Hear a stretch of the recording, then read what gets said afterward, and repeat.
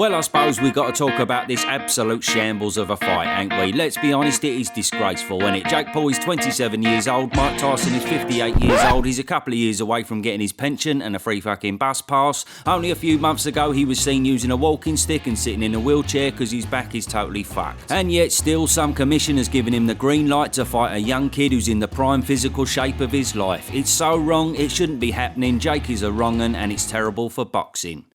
Anyway, I'll be watching Friday night. Fuck it, it's Mike Tyson, innit? Well, yes, I think we can all agree it is a joke, but then again, who are we to stop Iron Mike from earning 20 million quid or whatever he's earning? He's lost enough over the years shelling out on tigers and all that, plus this cockface stitched him right up when he was back in his heyday. And then apparently Jake's earning $40 million himself. Fair play, say what you want about this man, but he does know how to bring in the big dollars. Now, the big question is it scripted? Well, probably, fuck knows. But for anyone who don't know, here are the finer details. First of all, it's at heavyweight. Yes, Jakey boy has roided himself up to the glamour division. Well done. The fight is over 8 2-minute rounds, which I suppose does Big Mike a bit of a favour. They'll be wearing 14-ounce gloves compared to the usual 10-ounce, which does Jake a bit of a favour. But most ridiculous of all, the fight will count towards their official records. Meaning when we look back at the incredible story of Mike, we'll see the historical victories against Burbick, Spinks, Holmes, winning undisputed, then the greatest upset ever against Douglas, the madness of the Holyfield fights, Frank Bruno, Lennox Lewis, then right at the top we're going to have fucking this bloke.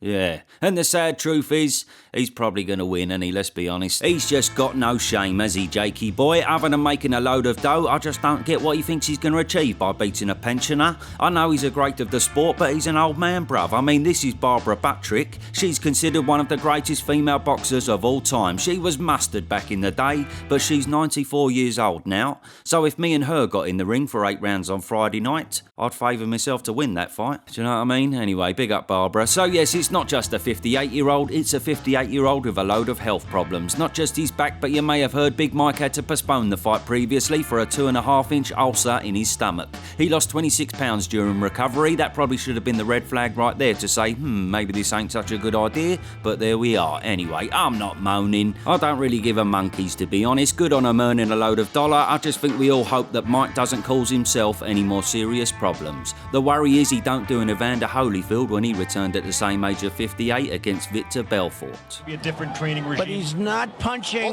like he did. He's just, yeah. Hands up. He's not. He's bringing the smoke, bro. I could have been better. Right now.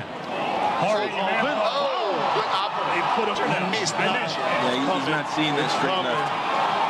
Smells blood in the water. I don't want to see him get hurt. Yeah, Victor knows that he needs this. Yeah, so that was obviously just a return for a payday, but it's fair to say Big Mike's doing the same thing against Jake Paul in all honesty. However, credit where credit's due, he didn't look too bad against Roy Jones in their exhibition in 2020. Yeah, so what's our leg? Beautiful. That's 2 hard right hands dug inside. Oh, the mark with a 1-2 and a lead left hook from Tyson is a beautiful. Look at footwork. Tyson gets onto the front foot, the left hand. So Tyson looking to increase the tempo in the closing stage, and he gets to Roy Jones on the rope. So yes, he's still got the old peekaboo style, old Mike. He still looks ferocious, even though you could tell he was holding back a bit with it being an exhibition. And fair play, he was fit enough to do the full 8 rounds. But, you know, it's 4 years later now. He's had a few back problems, a few health problems, and he's been smoking the Jamaican Jolly Stick every fucking day. Who knows if he'll be able to do it this time around. But, of course, he's probably not too fussed in all honesty, because if this fight ain't scripted, which is a very big fucking if, then he'll be solely aiming to knock the problem children's head off, won't he? And not be worrying too much about getting through the rounds. And yes, some of the power is still bound to be there, ain't it? As he always says, everyone's got a face until they get punched in the plan, or something like that. So if he can connect, Jake's certainly gonna know about it. Although he has got a bit of a cushion with them 14-ounce gloves, hasn't he? I don't know, fuck no. Still, it's bound to wake him up. Then yeah, what is there to be said about Jake Tool then? Well, he keeps saying his goal was to become a world champion. That ain't gonna fucking happen. He's usually a cruiserweight, ain't he? So who is it? Oh yeah, Jai Apatow is pretty much the king of that division. Why don't you fight him after Mike for the world title, Jake? See how you get on. Good luck. Anyway, as much as he waffles on about fighting Canelo and becoming a world champ,